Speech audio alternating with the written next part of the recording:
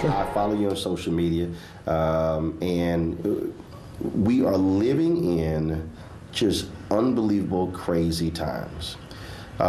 Today, to watch a president trash a United States senator, saying he should be questioned about volunteering to go into the military, Senator Richard Blumenthal, when he took 5 deferments. I mean, it's amazing the level of attacks on members of the military, on veterans, on the intelligence community, and you have not been quiet or shy about what you're seeing.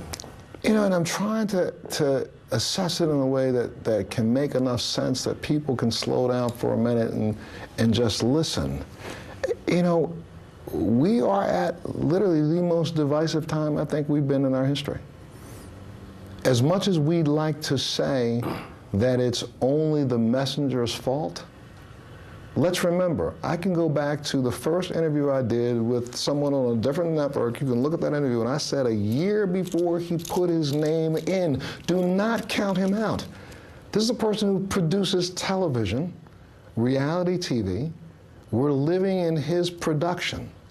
And now all of a sudden the world's becoming the entire stage. And as much as people complain about the script, they still get the pages and do it every day. Mm-hmm. So we're playing into it. So this is something that we've created. I would love to be able to just blame him and say, oh, it's his fault, he's the devil.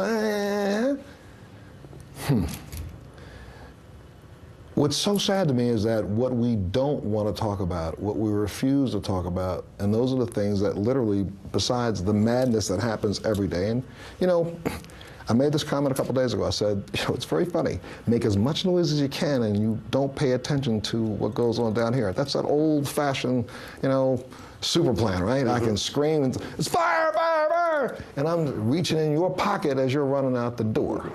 Now, a year before the election, ask anybody who knows me, I said, where are all the billionaires? No money in the game. They're not putting money on either side. Where are they at? Maybe they were waiting on the sidelines for the opportunity to be able to do what they wanted to do. All of them.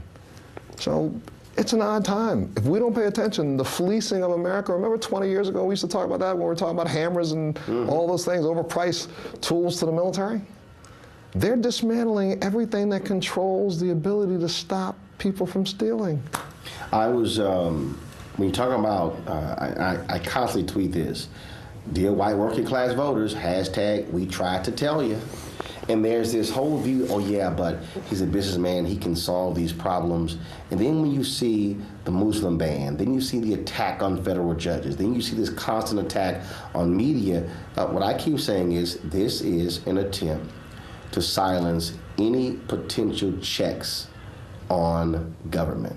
You put your hand in the air when you hold any office in this country. You say, I do solemnly swear to form that I will support the Constitution of the United States against all enemies, foreign and domestic, all. And I bear true faith and allegiance to the same.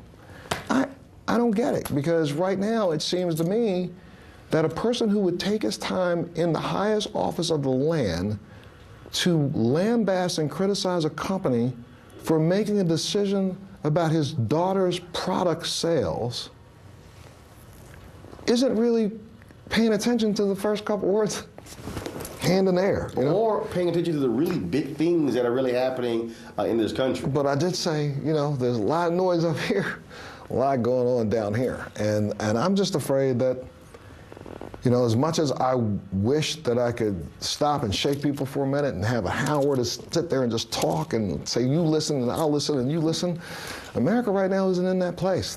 Kickstart your day at 7 and get the news you need from the perspective you want. NewsOne Now with Roland Martin, every weekday morning at 7 on TV1.